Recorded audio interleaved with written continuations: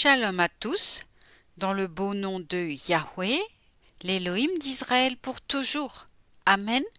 Nous continuons la lecture dans Béréchit. Bonne écoute.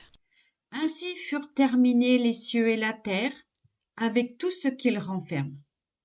Elohim mit fin le 7e jour à l'œuvre faite par lui, et il se reposa le 7e jour de toute l'œuvre qu'il avait faite.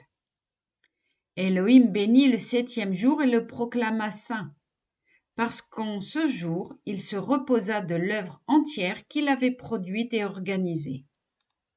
Telles sont les origines du ciel et de la terre lorsqu'ils furent créés, à l'époque où Yahweh Elohim fit une terre et un ciel. Or, chaque produit des champs ne paraissait encore sur la terre, et aucune herbe des champs ne poussait encore, car Yahweh Elohim n'avait pas fait pleuvoir sur la terre. Et d'hommes, il n'y en avait point pour cultiver la terre. Mais une exhalaison s'élevait de la terre et humectait toute la surface du sol. Yahweh Elohim façonna l'homme, poussière détachée du sol, fit pénétrer dans ses narines un souffle de vie, et l'homme devint un être vivant.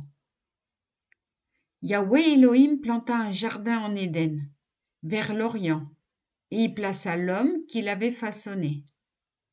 Yahweh Elohim fit surgir du sol toute espèce d'arbre, beau à voir et propre à la nourriture, et l'arbre de vie au milieu du jardin, avec l'arbre de la science du bien et du mal.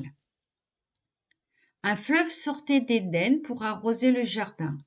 De là, il se divisait et formait 4 bras.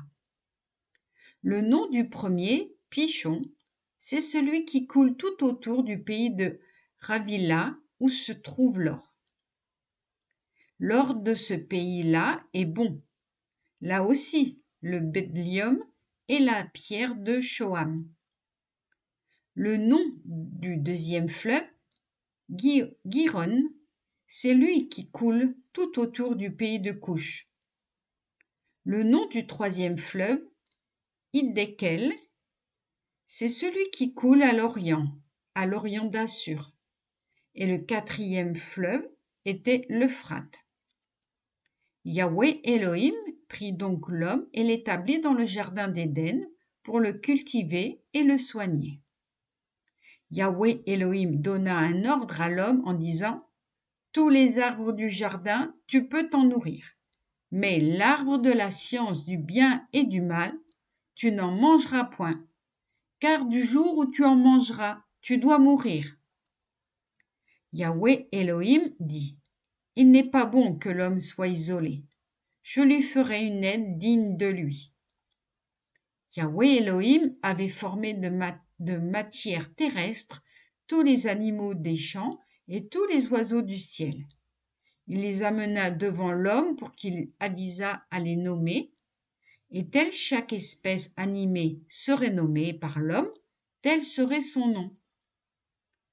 L'homme imposa des noms à tous les animaux qui paissaient, aux oiseaux du ciel, à toutes les bêtes sauvages, mais pour lui-même, il ne trouvera pas de compagne qui lui fût assortie. Yahweh Elohim fit peser une torpeur sur l'homme, qui s'endormit. Il prit une de ses côtes et forma un tissu de chair à la place. Yahweh Elohim organisa en une femme la côte qu'il avait prise à l'homme, et il la présenta à l'homme. Et l'homme dit, « Celle-ci, pour le coup, est un membre extrait de mes membres, et une chair de ma chair.